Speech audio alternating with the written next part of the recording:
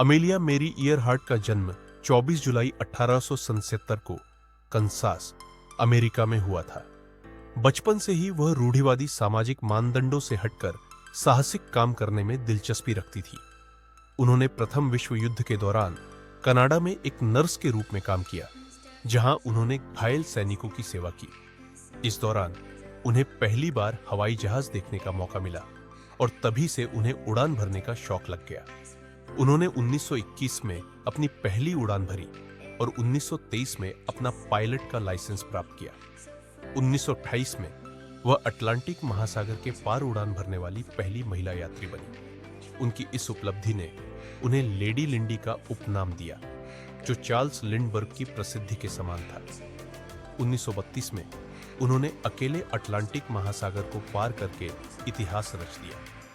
इस उड़ान के लिए उन्हें डिस्टिंग्विश्ड फ्लाइंग क्रॉस से सम्मानित किया गया। अपनी इस यात्रा के दौरान उन्होंने 2 जुलाई 1933 को न्यू गिनी के लिए लेई शहर से हॉलैंड द्वीप के लिए उड़ान भरी। यह उड़ान 2556 मील की थी और प्रशांत महासागर के ऊपर से गुजरनी थी, जो उनकी यात्रा का सबसे चुनौतीपूर्ण हिस्सा था। इस दौरान उनका संपर्क अमेरिकी कोस्ट गार्ड कटर इटास्का से था, जो हॉलैंड द्वीप के पास उनकी सहायता के लिए तैनात था। अंतिम रेडियो संदेशों में ईयरहार्ट ने बार बार कहा कि उनका ईंधन खत्म हो रहा है और उन्हें इटास्का का लोकेशन नहीं मिल पा रहा है। उन्होंने यह भी बताया कि उनके पास सिर्फ आधा घंटा का ईंधन बचा है। इसके बाद उनका विमान और उनसे कोई संपर्क नहीं हो सका।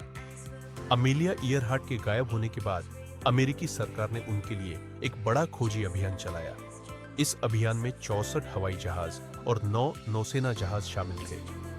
लगभग $4 मिलियन खर्च करने के बाद भी उनका कोई सुराग नहीं मिल पाया। विशेषज्ञों का मानना है कि नेविगेशनल समस्याओं के कारण ईयरहार्ट और न्यूनन हॉलैंड द्वीप तक नहीं पहुंच पाए और उनका विमान प्रशांत महासागर में कहीं गिर गया।